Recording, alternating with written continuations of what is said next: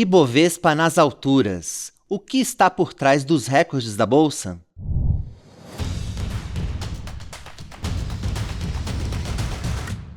Salve pessoal, tá no ar mais uma edição do podcast Touros e Ursos. Eu sou o Vinícius Pinheiro e aqui do meu lado hoje está a Maria Carolina Abi. Ela é editora do Seu Dinheiro e está fazendo a sua estreia aqui no podcast Touros e Ursos. Tudo bem, Carol? Tudo bom, Vinícius, e você? Tudo bem? Jóia, pessoal? Isso aí, Carol, seja muito bem-vinda. E o nosso convidado de hoje também vem pela primeira vez ao programa, mas já viveu muitas fases de touros e ursos na Bolsa Brasileira. Nosso convidado é o Cláudio Andrade, ele é sócio fundador da Polo Capital. Seja muito bem-vindo, Cláudio. Muito obrigado, Vinícius. Prazer estar aqui. Prazer é o nosso. Bom, a Polo é veterana no mercado, tá? Desde quando? Quando foi criada a Polo? A gente começou em 2003. Por uma coincidência a gente começou no escritório dia 1º de abril e depois começamos o fundo mesmo dia 1º de maio. Bom, dia 1º de abril, enfim, não é um dia muito... Exatamente. Mas a verdade é que vocês vêm apresentando aí um desempenho muito bom aí no mercado e, enfim, são bastante longevos aí na Bolsa. Vocês estão com quanto sob gestão hoje? A gente deve ter cerca de 4 bilhões hoje. Tá certo. Bom, e você que está acompanhando a gente, aproveita para curtir esse episódio e seguir o canal do Seu Dinheiro. Assim você adiciona pontos no seu conhecimento financeiro, assim como o Ibovespa. E melhor, porque não tem volatilidade. Todo conhecimento que você adquire, ele só soma. Bom, e todas as edições do podcast Touros e Ursos estão disponíveis nos principais tocadores de áudio, incluindo o Spotify e o Apple Podcasts. Bom, vamos lá. Feitas aqui as apresentações, vamos aqui ao contexto desse programa, porque a Bolsa voltou a atrair a atenção dos investidores depois que o Ibovespa bateu um novo recorde. Costuma ser assim. Quando a Bolsa sobe, o pessoal começa a olhar mais de perto a Bolsa, o Cláudio sabe bem disso. E a gente já tem uma alta aí de 15% nesse ano, mesmo com a queda dos últimos dias, mas na semana passada o Ibovespa alcançou seu patamar histórico máximo, que é ali de 140.109 pontos. Acho que a dúvida, e aí por isso que a gente trouxe aqui o Cláudio para comentar, esse é o início de um novo ciclo de alta ou se a gente está vivendo aí mais um voo de galinha da nossa Bolsa.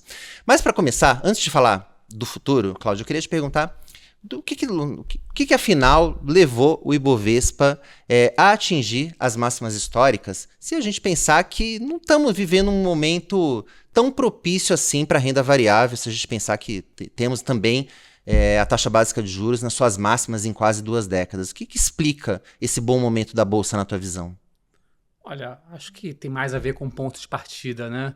Se você for pensar que quando às vezes a gente coloca não um bode, mas 2 bodes na sala e depois tira os bodes, as coisas parecem melhores. E eu tenho uma hipótese, nunca cheguei a testar isso daqui não, mas eu acho que quando você sai de uma situação muito ruim para uma situação ruim, os mercados às vezes andam mais do que quando sai de uma situação boa para muito boa. E de certa forma foi o que aconteceu. Se a gente voltar no tempo em dezembro, a gente estava numa situação em que teve uma mini crise fiscal em termos de percepção por conta de tudo que aconteceu em novembro, né, sobre uma questão de credibilidade. E também foi quando a gente teve talvez o ponto máximo ali do Trump Trade no cenário internacional, onde o dólar globalmente estava muito forte e as taxas de juros estavam começando a subir. Então, entendo que teve uma combinação de coisas que se reverteram. No âmbito doméstico, apesar dos juros estarem nas máximas, lembre-se que o estava implícito em dezembro é que eles iriam subir mais ainda. A curva já tinha mais de 16 naquele momento. E uma expectativa de que o câmbio fosse estar ainda mais forte. O câmbio, quero dizer, o dólar, né? E lá fora também o Trump Trade se reverteu. Talvez a pergunta mais interessante seja por que em novembro e quando os juros já estavam altos, antes até daquela crise, o Ibovespa já estava num patamar, não estava na máxima, mas estava num patamar tão próximo da máxima, né? Então eu acho que talvez tenham algumas coisas mais relevantes, estruturais acontecendo que sejam importantes. Ainda que também a gente está falando de preços nominais, né? Quando a gente olha numa perspectiva até mais ampla, mais longa, o Ibovespa não andou tanto assim nominalmente. Ele está nesses patamares já há uns bons anos. Isso se a gente colocar ainda o Ibovespa em dólar, a gente Aí... tá muito abaixo. Exatamente, aí você já foi na canela, né? É o famoso 7-1, né? Fizemos o primeiro gol agora. Exatamente. E quais são os riscos que você vê no radar? Você acha que inspira mais cuidado o cenário local ou o externo? Olha, se a gente for olhar a história longa do Brasil, né, desses 200 anos de independência, vai ver que a coisa que foi mais importante ao longo do tempo foi a questão dos termos de troca. E como é que está... É um grande ciclo de commodities. Isso explica não só o Brasil, tá? Eu acho que isso explica boa parte da América Latina como um todo também. Então, assim, pensando num horizonte, que eu não estou falando da próxima semana, nem do próximo ano, mas de um ciclo, uma coisa como 5, 10 anos, eu acho que o grande risco que existe é de uma piora substancial dos termos de troca. É óbvio que se você for voltar no tempo, nós já tivemos uma posição em termos de troca melhor.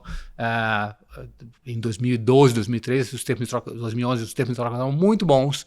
Depois, de novo, em 22, a gente teve uma situação em termos de troca fenomenal.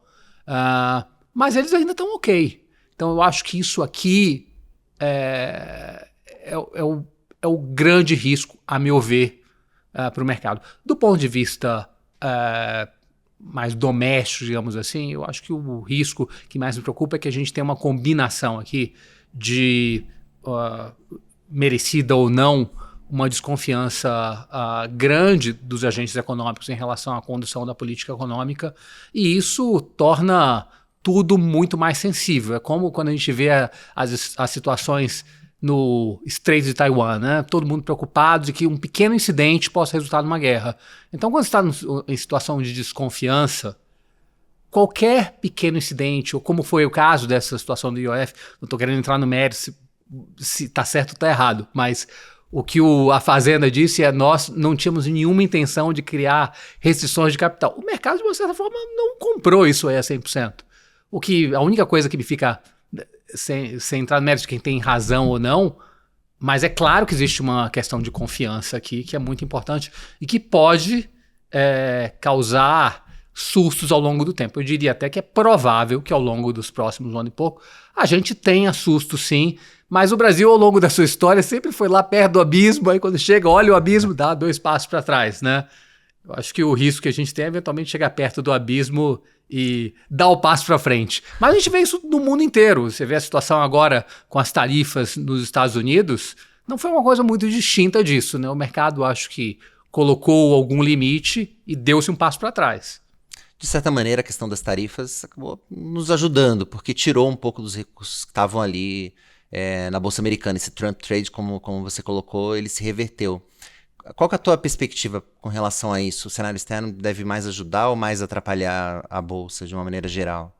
Olha, eu acho que essa questão dos Estados Unidos, especificamente, no curto prazo ela até é mais benéfica do que maléfica, muito mais pelo efeito que causa em terceiros, né, e pelas oportunidades que se abrem do que propriamente... Assim, o Brasil...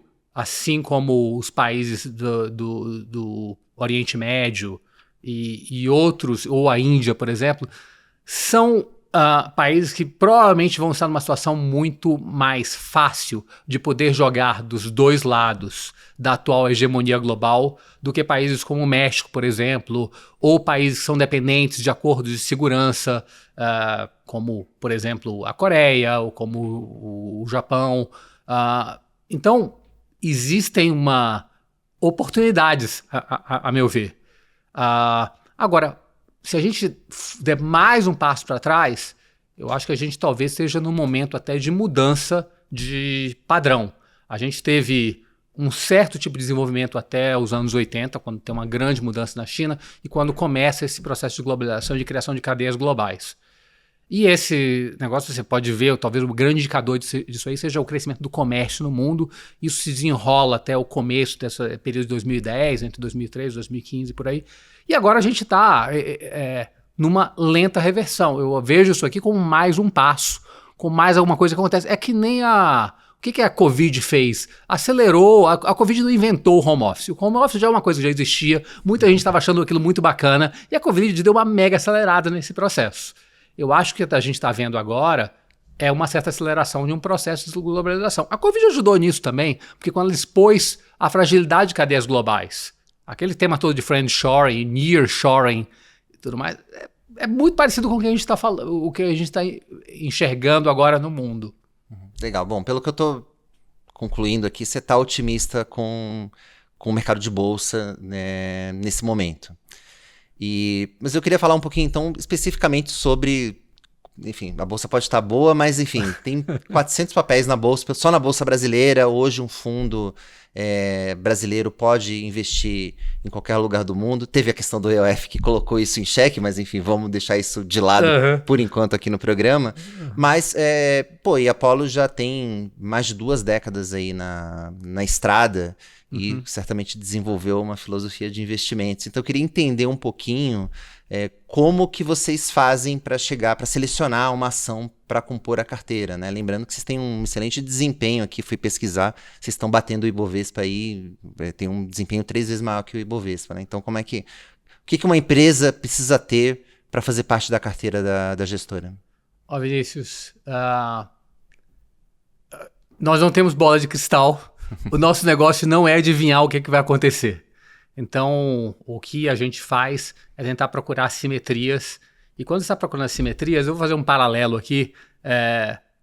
Se você for num cassino, né, e você selecionar as coisas onde você tem maior probabilidade de se dar bem, você eventualmente talvez vá para a mesa de blackjack, aí onde você tem uns 45% de chance de ser bem sucedido. Eu acho que a bolsa, ela oferece oportunidades onde você tem as probabilidades na casa dos 60%, às vezes 70% de chance de ser bem sucedido. Se você for olhar o nosso histórico desses 20 anos aí, a nossa taxa de sucesso, de acertos, ela é de 57%. Você não precisa acertar todas. Você precisa desenvolver alguma coisa com consistência. E o que a gente faz, como eu disse antes, a gente não sabe o que vai acontecer. Eu não tenho a menor ideia do que vai acontecer com o Brasil, o que vai acontecer nas próximas eleições, o que vai acontecer na Argentina. Mas o que a gente tenta entender é quais são os cenários plausíveis.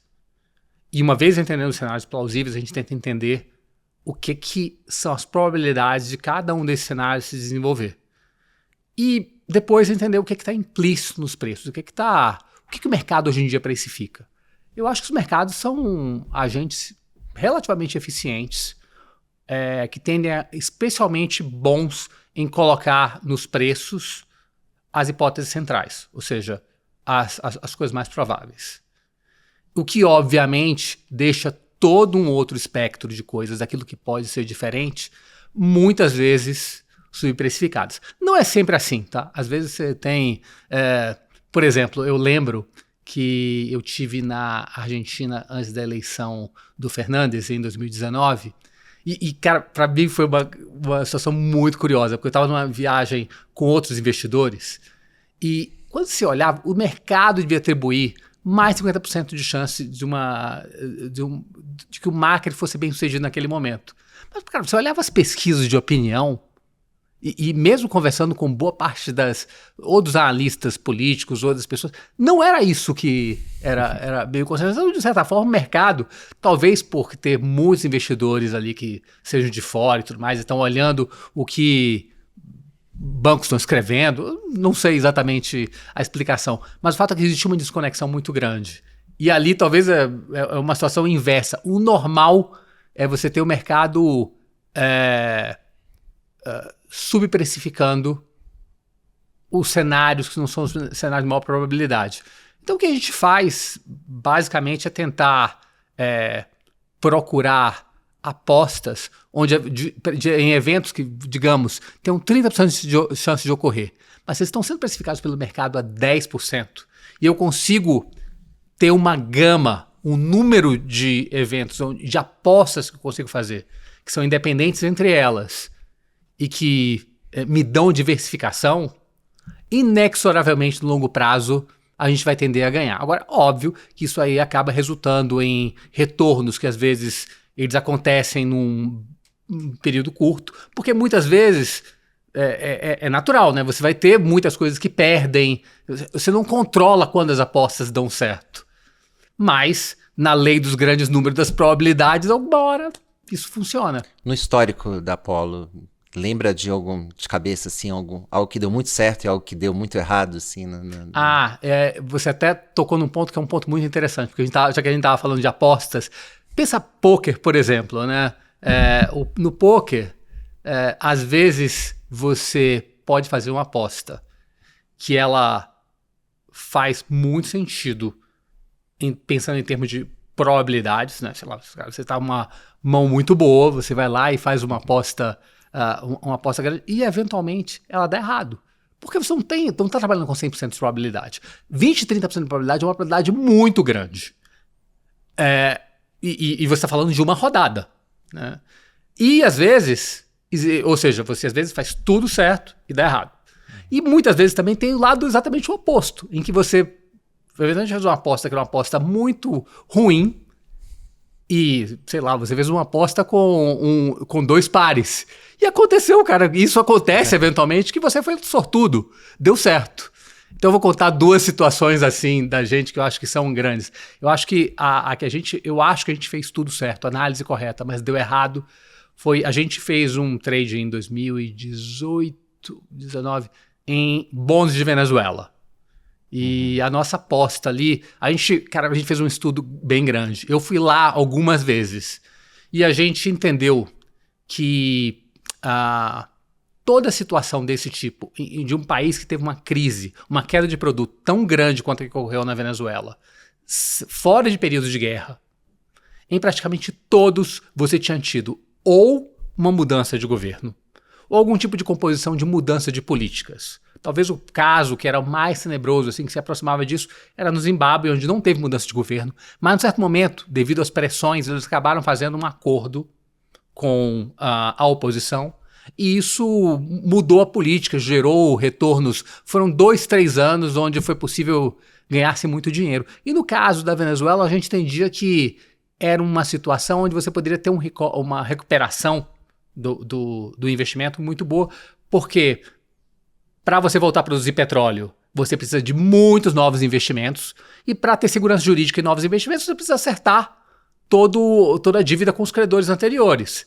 Então, e você tem com que acertar, afinal de contas, se você vai ter petróleo depois, você pode usar isso aqui como recurso para poder fazer um acordo com os credores. Nem que seja para você se manter no poder ali. Exatamente. E, cara, veja você, eu acho que o que se passou na Venezuela, de você ter um lugar onde o PIB caiu, coisa de tipo 70%, e o grupo dominante, né, se manteve no poder, mesmo com toda essa contração, e sem fazer uma grande mudança. Foram feitas mudanças econômicas, tá? Mas não tão drásticas e sem fazer algum tipo de acordo, eu acho que é a primeira vez na história. E agora eu vou dar outro exemplo em que eu acho que a gente foi sortudo. Há muito tempo atrás, eu acho que na nossa história foi um dos trades, talvez, pontuais mais relevantes, onde a gente mais ganhou dinheiro, foi quando a gente fez uma aposta grande, diversificada, em vários home builders, depois daquela grande crise financeira. E ali, a conta que a gente fez naquele momento foi uma conta de valor de liquidação. Então, basicamente, a gente chegou à conclusão de que boa parte daquelas companhias, que na verdade tinham nos seus balanços ou empreendimentos em andamento, ou terrenos, ou unidades prontas, cara, isso aqui é fácil. Eu pego, liquido isso aqui, pago as dívidas e o que sobrar é meu.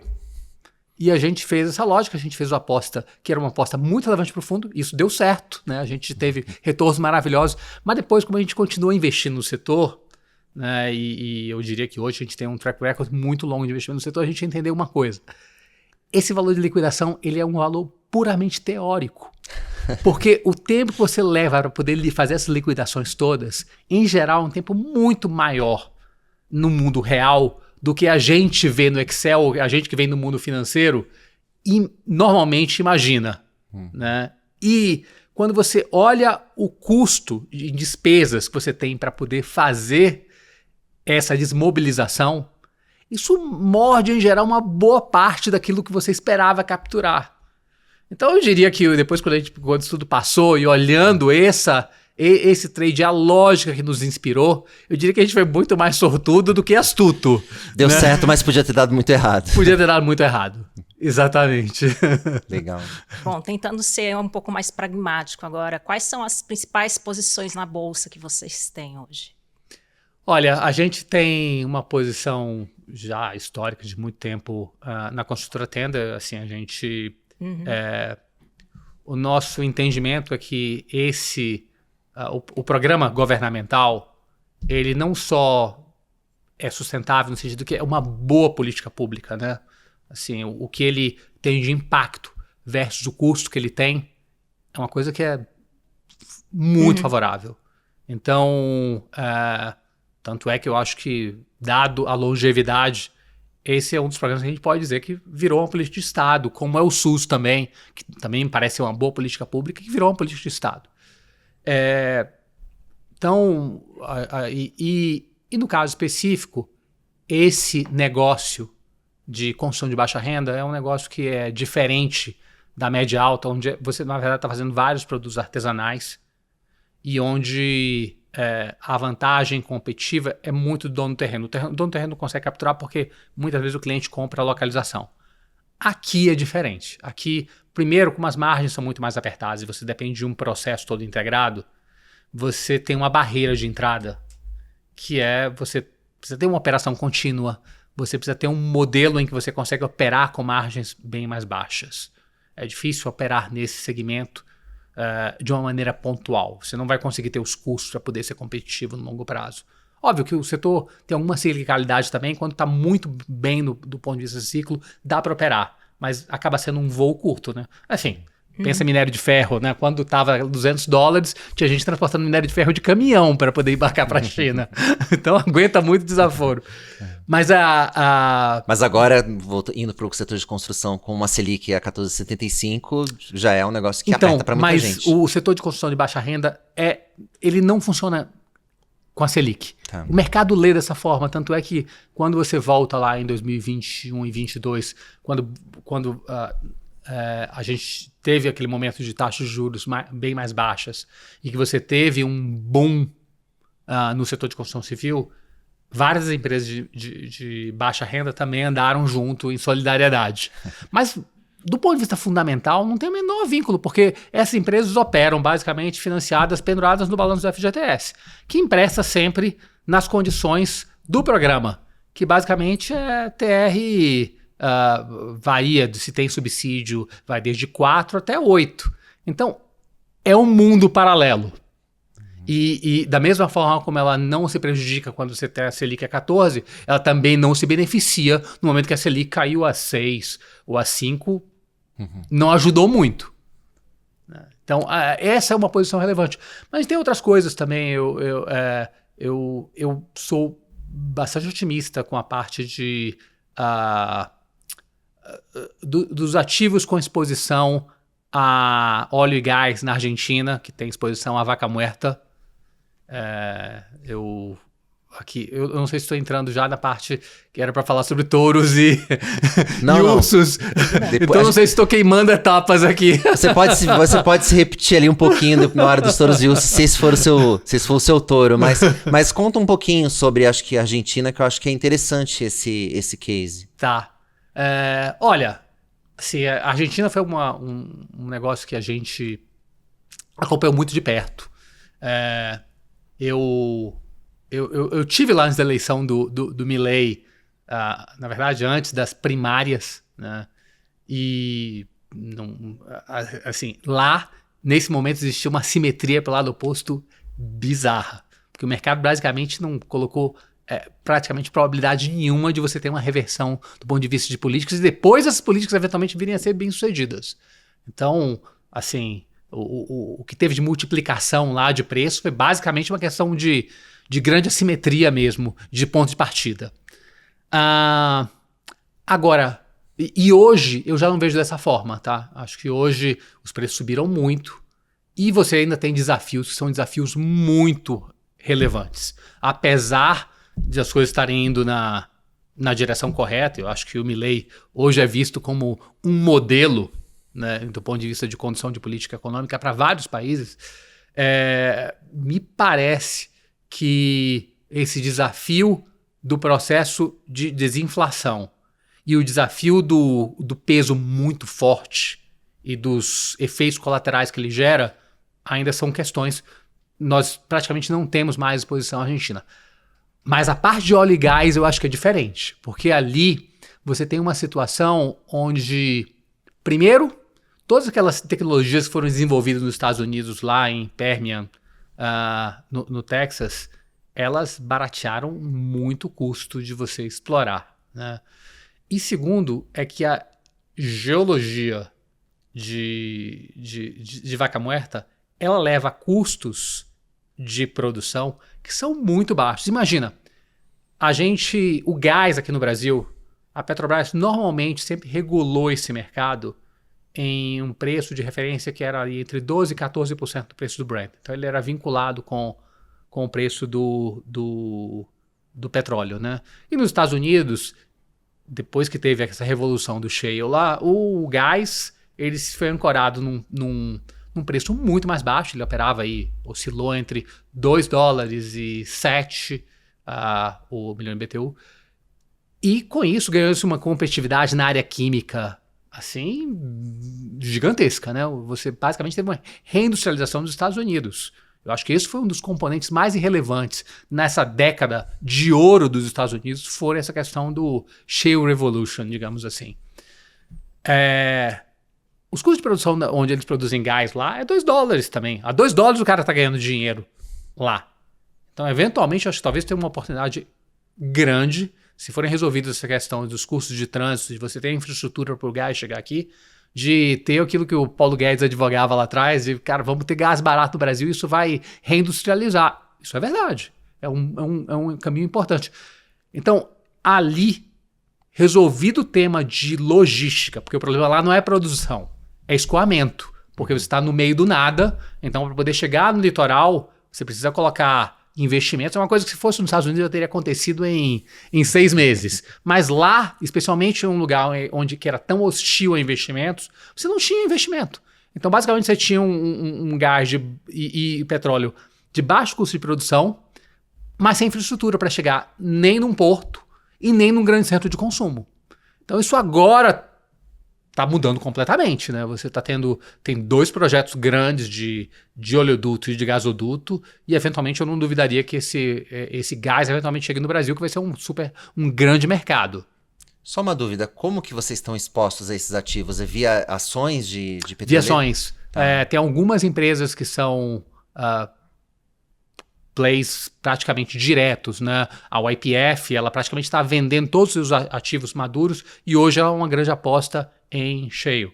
A Vista é uma outra companhia também que... Essa é uma companhia mexicana, mas que as grossas operações dela são lá em Vaca Muerta. E a Pampa também, que é uma outra companhia argentina, que ela é uma espécie de Eneva. Eles produzem gás e eles têm geração. Então eles são integrados, né? Bacana. Bom, para a gente fechar esse primeiro bloco aqui, Cláudio, a gente tem as pessoas que acompanham a gente, elas estão, enfim, digamos assim, em várias páginas desse livro da Bolsa. As pessoas estão mais ali no avançado e tem pessoas que certamente podem ter chegado aqui, sei lá, pelo algoritmo do YouTube, que é onde a gente está, onde a gente transmite também esse podcast. E podem estar num estágio mais inicial e querendo, poxa, como é que eu faço para começar a investir em bolsa? O que eu preciso? Se você pudesse dar aqui um conselho, né, para uma pessoa que está começando a investir em bolsa agora, assim, eu sei que tem muitas regras, mas tem uma regra de bolsa assim, que não pode faltar na hora de investir? Puxa, olha, eu acho que tem uma regra que vale a pena sempre ter em mente. É uma ideia muito simples e uma ideia fenomenal. Ganhou um prêmio Nobel por conta disso, né? É diversificação. Ele é o único almoço grátis que verdadeiramente existe no mercado. Porque quando você diversifica, você consegue ter mais retorno para um dado nível de risco, ou você consegue, para o mesmo nível de retorno, reduzir o seu risco. Então, se tem algum conselho para alguém que está começando na Bolsa, não siga a tentação de querer fazer grandes apostas. A história do sujeito que pegou e multiplicou, comprou uma ação que multiplicou por 3. Isso não é uma corrida de 100 metros. Isso é uma maratona. Então, quando você vai correr uma maratona, você não tenta, agora deixa eu tentar oscilar meu ritmo, vou acelerar aqui depois. A melhor estratégia em geral é você manter o mesmo ritmo, a mesma cadência. E para fazer isso, eu acho que nada melhor do que você pensar sempre nos seus investimentos, como eu diversifico, como eu faço apostas que tenham tamanhos que sejam condizentes com o meu nível de risco desejado, né? Então, esse é a grande dica. Quer dizer, não é ficar olhando para uma ação e achar que vai dar o tiro certeiro. Não, diversifique entre veículos, diversifique entre renda fixa, renda variável, e dentro da renda variável ou dentro da renda fixa, você pode diversificar. Óbvio que chega um ponto que a diversificação ela se torna meio que, quando você já está suficientemente diversificado, também não adianta você pegar e diluir muito o portfólio, porque aí você chega numa certa hora em você está ou tamanhos muito pequenos ou trazendo uma complexidade muito grande de administrar o portfólio. Então tem um nível ótimo de diversificação. Mas eu diria que você sempre pensar em ter ativos que vão de entre 3% e até 15% do teu total são parâmetros bastante razoáveis. Tá certo. Bom, então vamos passar para o segundo bloco deste programa, que é o dos touros e dos ursos, que batiza este podcast. Os touros, vou explicar aqui. A Carol com certeza já sabe aqui, mas eu vou fingir que ela não sabe, que ela está vindo pela primeira vez aqui. Pode fingir. Aqui para entrevistar. São aqueles que estão em alta, né? Estão vivendo um bom momento. E os ursos são o oposto, né? São aqueles que dormiram no ponto aqui, estão embaixo. E lembrando que o touro de hoje pode ser o urso de amanhã e vice-versa. A gente não persegue ninguém, nem nada aqui no podcast Touros e Ursos. E também já aproveito para você que está acompanhando a gente aí deixar seu comentário. Quem deveria ser o touro, quem deveria ser o urso desta edição. Mas vou começar então com você, Carol. E a gente, Cláudio, a gente sempre começa com os ursos. Para terminar num tom mais positivo, a gente acaba Boa estratégia. O programa é Touros e Ursos, mas a gente fala dos ursos primeiro aqui, né? Então, Carol, para quem você vai dar aqui o seu urso dessa edição? Bom, o meu urso vai para Azul, que ela vem numa toada já ruim há algum tempo, né? A ação está sendo negociada aí na faixa de R$1. Mas os rumores mais recentes dão conta de que ela pode vir a pedir recuperação judicial nos Estados Unidos, né, como já fizeram a Gol e a Latam. A Gol, inclusive, na semana passada, ela teve o seu plano de reestruturação foi aprovado lá nos Estados Unidos, e isso deu um gás aí para as ações aqui no Brasil. Então, acho que a Azul está num momento difícil e não sei, não estamos vendo luz no fim do túnel. Com certeza. A Azul é, inclusive, a maior queda do Ibovespa nesse ano. E até imaginei que com essa queda do dólar e do petróleo ela fosse conseguir respirar, mas parece tudo está indicando que ela deve partir para o Chapter 11, que é o pedido de recuperação judicial lá nos Estados Unidos.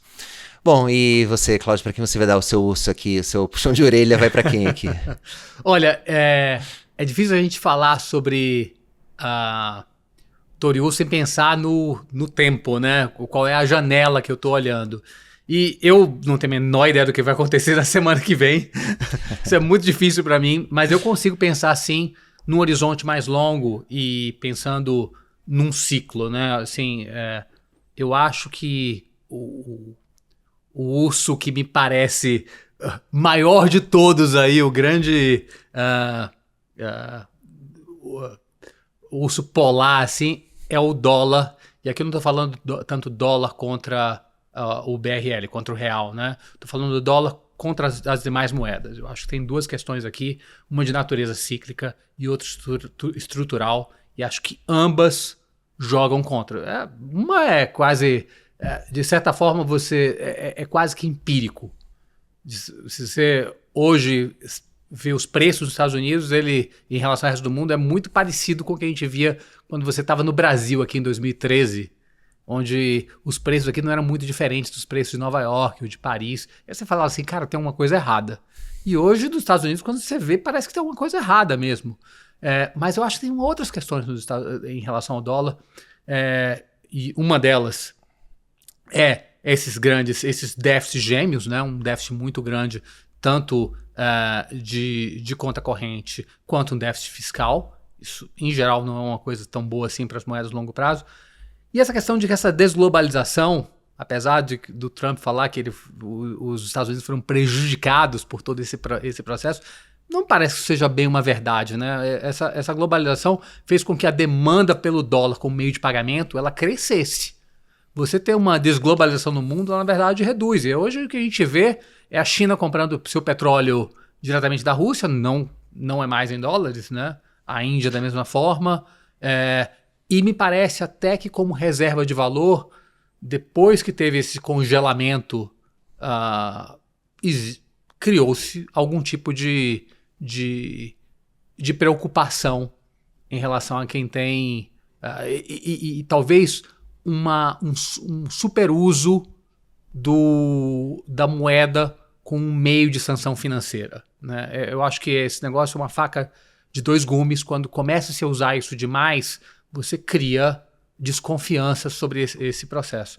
Então, por conta desses dois fatores, eu acho que o dólar vai ter dificuldades ao longo dos próximos múltiplos anos aí em performar versus as outras moedas do mundo. A gente tem que pensar sobre o nosso patrimônio, se esse é uma boa referência, né? Esse fenômeno já começou, como você colocou. Já começou. E a gente já está vendo o dólar se desvalorizar frente às principais. Mas eu acho que a gente está muito no início ainda. Até se você pensar do ponto de vista cíclico, especialmente porque a inflação em dólar versus as outras, a inflação de outros mercados desenvolvidos, ela foi muito maior, né? Então esse processo, na verdade, quando se olha o DXY, ele não captura todo o diferencial de inflação que teve entre o dólar e outras moedas. Com certeza. O dólar teve mais inflação. Bom, vamos ver se essa tendência ela realmente se confirma, porque o dólar vem sustentando essa força por muito tempo. Muito tempo, né? Basicamente, a gente teve mais de uma década entre... Agora, esses processos são processos assim mesmo, que levam décadas. A gente já viu antes, se for pensar, logo depois da criação do euro, o dólar também fez uma máxima e depois ele caiu tipo 50%. 50%? Foi 50%, mas pelo menos uns 40% em termos reais, certamente. Bom, tá certo. Bom, deixa eu falar aqui, deixa eu encerrar o bloco dos ursos aqui. O meu vai pro Fernando Haddad, pro ministro da Fazenda. Depois de mais um aumento de impostos, dessa vez foi a alíquota do IOF, que gerou bastante ruído no mercado no final da semana passada. A alíquota do imposto sobre operações financeiras aumentou para uma série de transações, incluindo a tomada de empréstimos por empresas. Então, crédito que já está bem caro por conta da Selic elevada, vai ficar ainda mais por conta do IOF que passou a ser cobrado numa alíquota maior para essas operações. E para nós aqui, né, pessoas físicas, a gente também vai levar a nossa mordida aqui através das compras feitas tanto via cartão de crédito como naquelas contas em dólar, que nos últimos anos foram a salvação ali da classe média, que ia para Disney, que acabava comprando ali com IOF menor de 1,1%, mas agora essas alíquotas vão ser unificadas em 3,5%. E ainda como se não bastasse, o governo ainda colocou ali uma mordida de 5% sobre as contribuições de plano de previdência de VGBL mensais acima de R$50 mil. Ele para evitar ali um planejamento financeiro que algumas pessoas vinham fazendo. O governo quer que o VGBL seja um recurso exclusivamente ali para a previdência. Bom, acho que isso trouxe vários sinais para o mercado. Acho que o primeiro deles é que se alguém ainda tinha alguma esperança de que o governo pudesse fazer algum ajuste fiscal pelo lado dos gastos, acho que isso foi enterrado de vez. Acho que não se encontra mais ninguém que acredite que o governo vai cortar algum tipo de gasto pelo menos até o final de 2026. Então, quer dizer, qualquer medida que vier do ponto de vista fiscal deve ser mesmo do lado da receita, ou seja, com o aumento de impostos. E como se não bastasse, ainda o anúncio foi um caos na quinta-feira. Foi uma atrapalhada, né? Porque o governo estava... Porque as coisas começaram bem, não sei se vocês lembram. O governo começou anunciando um contingenciamento de gastos que não resolve o problema fiscal, mas pelo menos mostra que o governo tá de olho ali, não vai deixar a execução do orçamento ser atropelada. Anunciou um contingenciamento acima do que o mercado esperava. Os investidores começaram reagindo bem.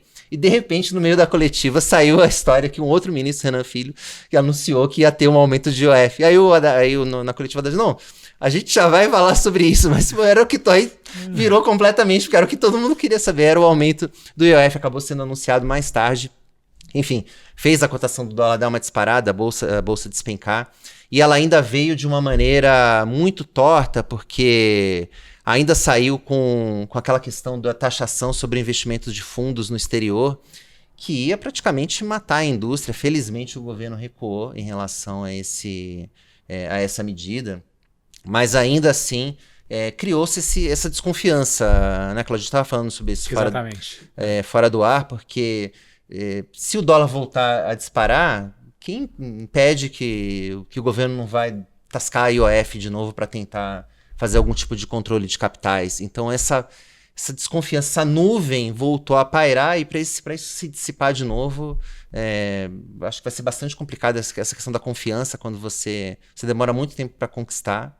E para você perder, basta realmente uma atrapalhada, enfim, como me pareceu essa questão do aumento do IOF. Mas, assim, por bem ou por mal, aqui também, dando uma no cravo, tá na ferradura, esse aumento de IOF aumenta a arrecadação do governo e ajuda na parte fiscal. O governo precisa, pelo menos, tentar sustentar o arcabouço fiscal de alguma maneira. Ele está ali respirando por aparelhos, mas os recursos que devem entrar no caixa do governo a partir desse aumento de IOF ajudam ali a equilibrar de alguma maneira as contas públicas, e esse aumento também de imposto acaba tendo um efeito de política monetária também. Então acho que agora também praticamente já não existem mais apostas de que o BC vai continuar subindo a Selic.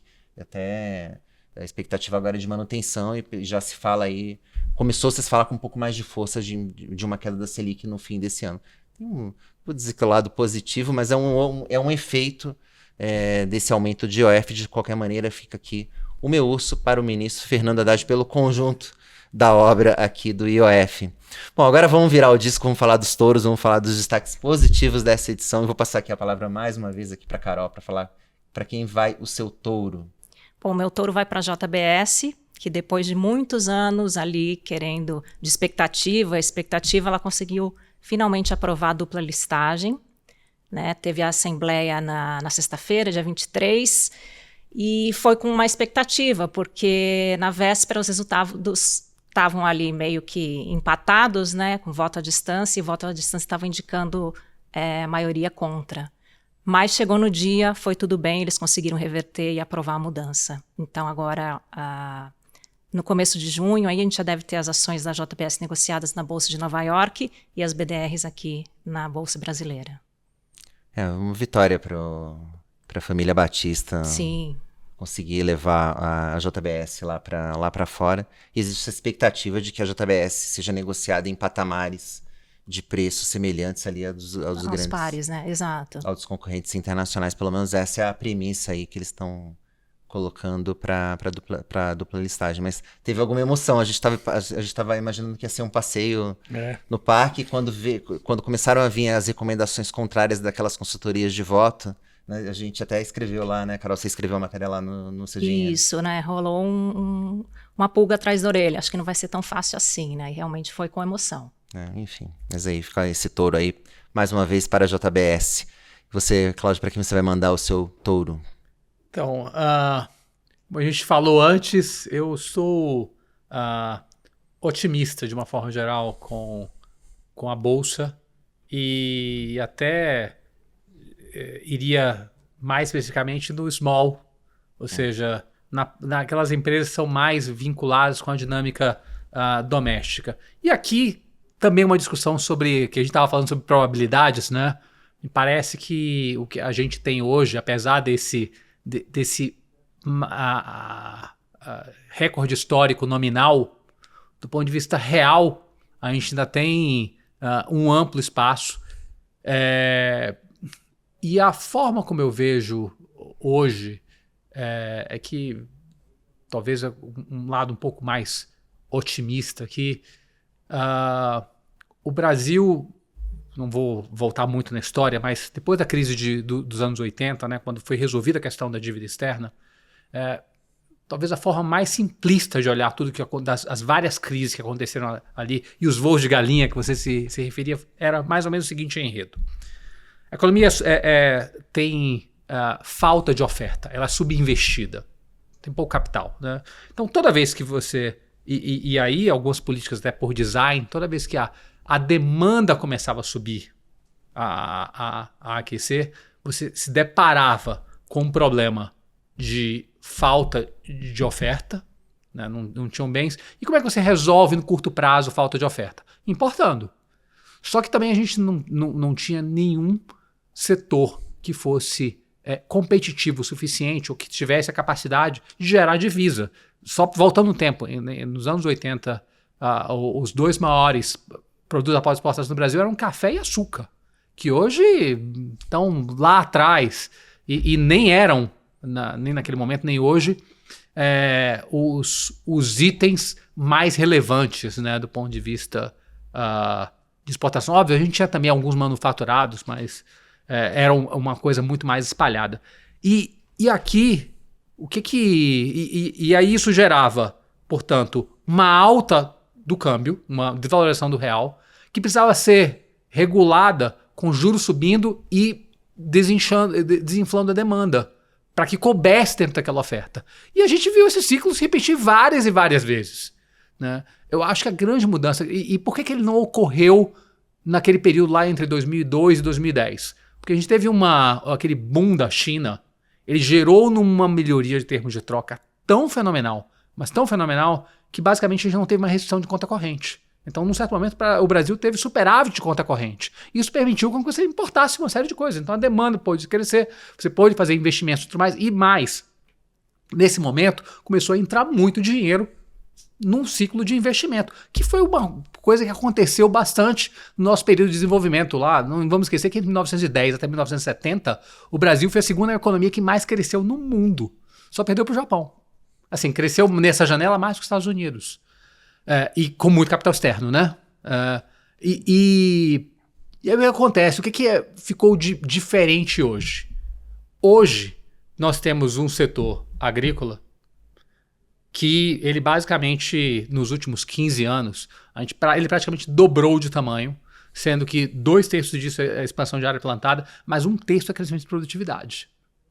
E dado quantos de efeitos tem dentro da economia, eu tenho sérias dúvidas sobre esse número de produtividade é muito difícil da gente ler, né? A sua mensuração é complexa. E a gente teve um ganho não trivial em termos de educação, né? Em termos de anos de escolaridade. Esse é o fator objetivo. Isso não aparece na produtividade, mas hoje o brasileiro médio, apesar da educação não ter melhorado tanto assim, o acesso de pessoas melhorou muito. Então você olha essa combinação toda e o que está acontecendo agora, que a gente está vendo do déficit de conta corrente piorando um pouco porque a economia está aquecida, é o que deveria acontecer. Porque ele vai ser exatamente o que viabiliza você segurar a inflação. Porque senão a inflação explode, se você não tem uma oferta e deprecia o câmbio. Então esse é por isso que eu estava falando que o maior risco que eu vejo é um choque de commodities, é uma situação adversa para os termos de troca. Em isso não acontecendo, eu acho que a gente tem eventualmente uma dinâmica que não é que eu vejo isso aqui como um cenário necessariamente mais provável, mas eu acho que o que tem de a probabilidade das coisas caminharem por aí, ela é subprecificada atualmente. Você tem hoje, basicamente, boa parte das empresas no seu menor nível em termos de múltiplos da história. E óbvio, quando você faz contas, e aí falando um pouco sobre a sustentabilidade fiscal, né? Quando você faz contas com uma taxa de juros real de 10 e um crescimento de PIB potencial de 1, qualquer lugar vai explodir. Né? É uma questão só de tempo, quanto tempo leva, mas é inexorável. Porque... Então, mas por que você está otimista, então? A gente não está nessa situação hoje? Não, eu não vejo. Eu acho que isso aqui, você assumir que Uma hora esse 10 não vai ser 10. Exatamente. Assumir que isso aí vai ser para sempre é um pensamento linear. É você assumir que esse negócio vai ficar assim e nada nunca pode mudar isso daqui. Isso normalmente não é o que acontece, né? Quando a gente volta na história, a gente sempre usa o pensamento linear, mas ele normalmente, cara, as coisas mudam por alguns fatores que estão totalmente fora do nosso controle. E, diga-se de passagem, a dívida eu acho que tem duas coisas aqui pra gente levar em consideração. Primeiro é que a dívida do Brasil ela não é diferente, por exemplo, da dívida da Índia.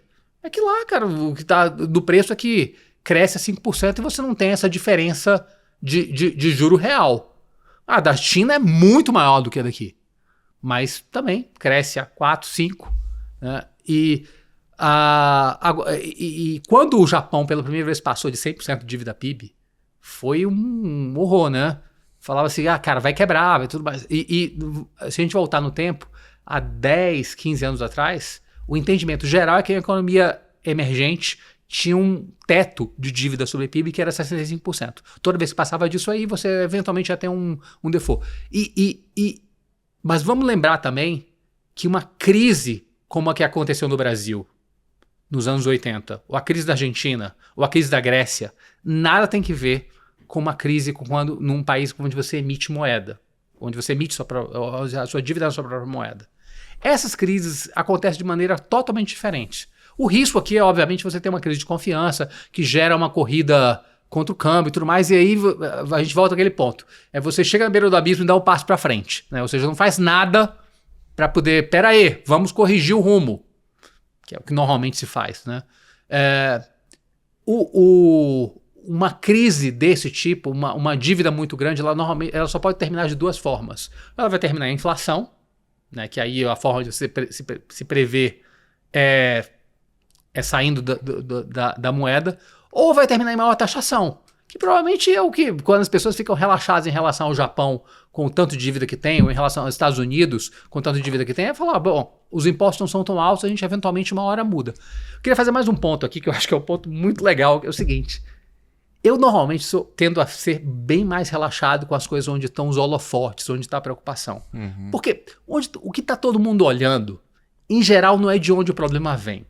Os grandes problemas que a gente já teve historicamente vêm de situações onde ninguém está olhando. Todo mundo acha aquilo ali normalíssimo, até que de repente não é mais. Todo mundo tá olhando pro fiscal e se a gente tiver algum problema, provavelmente vai vir de outro lugar onde ninguém tá vendo. Eventualmente as coisas vêm de um lugar... Por exemplo, quando a gente teve o problema da crise, daquela última grande crise no Brasil de 99, quando teve aquela máxima desvalorização, etc, tudo mais, a questão no final das contas era o carry trade, né? Só que o carry trade não foi inventado no Brasil depois do Plano Real. O carry trade já existia na Ásia. Os caras estão fazendo isso aí em vários lugares há muito tempo já. Tanto é que quando abriu-se aquela desconexão entre taxas domésticas e taxas externas aqui, o tanto de capital que veio foi imediatamente. Ninguém precisou entender o que era aquilo. O mundo já fazia isso. E era um negócio que era tido como normalíssimo você ter, até não ser mais. A crise do subprime nos Estados Unidos, todo mundo achava normal. Pera aí, o mercado imobiliário nunca cai.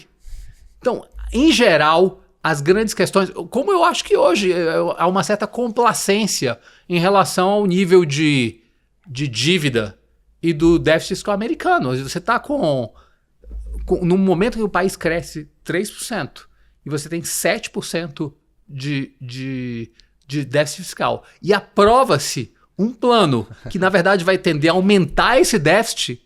Assim, beleza, deve ter algum ponto onde isso aí eventualmente quebra. A gente não sabe onde é. Vamos testar, né? Mas essa complacência parece que está chegando ao fim. Talvez até essa desvalorização do dólar, que você apontou até como osso, esteja pode ser relacionado com isso. Eu vou aproveitar então e vou falar do meu touro, que também tem a ver com o déficit americano, que o meu touro vai para o Bitcoin, que alcançou uma nova máxima histórica na semana passada. Além do Ibovespa, tivemos uma máxima histórica do Bitcoin a 111.970 dólares. Um Bitcoin, né, no seu patamar máximo valeu 111.970 dólares. E o governo Trump ajudou esse recorde de duas maneiras. Primeiro, com a regulação, ele vem sendo bastante pró-cripto. Então a gente viu na semana passada a aprovação ali de uma lei chamada Genius Act, que ajuda ali na questão ali das stablecoins, né, que são as criptomoedas que têm um lastro numa moeda de verdade, vai aqui bem entre aspas. E essa é uma ajuda involuntária, digamos assim, do Trump com essa questão do risco fiscal, porque o mercado parece que está reduzindo essa complacência de anos, de décadas, com relação ao déficit americano. Começa a se preocupar com isso, e quando o governo anuncia novas medidas de gastos, a galera, opa, peraí, deixa eu colocar um pouquinho aqui nesse tal de Bitcoin aqui, né? Ou um pouquinho também em ouro. A gente tem visto essas reservas de valor, chamadas reservas de valor, também ganhando momento. E o Bitcoin tem sido escolhido aí como uma delas e vem alcançando novas máximas, e por isso leva aqui o meu touro dessa edição. Só queria fazer aqui, para a gente encerrar o bloco dos touros, a gente sempre faz, Cláudio, um touro diferente, fora do mercado aqui, e eu queria dar pro filme O Agente Secreto, que acabou de ganhar 2 prêmios no Festival de Cannes nesse final de semana, né? O diretor, o Kleber Mendonça Filho, ganhou o prêmio de melhor direção. É o primeiro brasileiro desde o Glauber Rocha, nos anos 60, que ganha esse prêmio de direção. E tivemos também o Wagner Moura, o nosso Wagner Moura, ganhando como melhor ator pelo filme também. Então, poxa, o cinema brasileiro vivendo um bom momento, uma fase toda do nosso cinema. Ganhamos o Oscar inédito de filme internacional com Ainda Estou Aqui. Também ganhamos agora um prêmio recente também no Festival de Berlim. Então, enfim, acho que fica aí mais uma marca bacana para o cinema brasileiro. E o Agente Secreto estreia no Brasil. Sabe-se pouco sobre o filme, só que ele também se passa ali nos anos de ditadura militar. Então, tô curioso para assistir, mas ele só chega nos cinemas brasileiros, a previsão no segundo semestre desse ano, mas já que pela premiação já fica o meu touro especial, nosso touro especial aqui desta edição. Bom, com isso a gente coloca um ponto final nessa edição do podcast Touros e Ursos, mas claro, queria agradecer muito aqui a aula do Cláudio Andrade, sócio fundador da Apollo Capital. Muito obrigado, Cláudio. Quando estiver aqui em São Paulo, pode passar aqui no nosso estúdio para a gente gravar de novo. Vai ser um prazer. Ótimo, obrigado. Você também, Maria Carolina Abbe, editora do Seu Dinheiro. Pô, você tá aqui, né? Então é só descer e a gente grava junto de novo. Conte comigo para as próximas. É isso aí. E agradeço a você também que nos acompanhou. Fique ligado no seudinheiro.com para ficar por dentro de tudo o que mexe com os seus investimentos. Aquele abraço.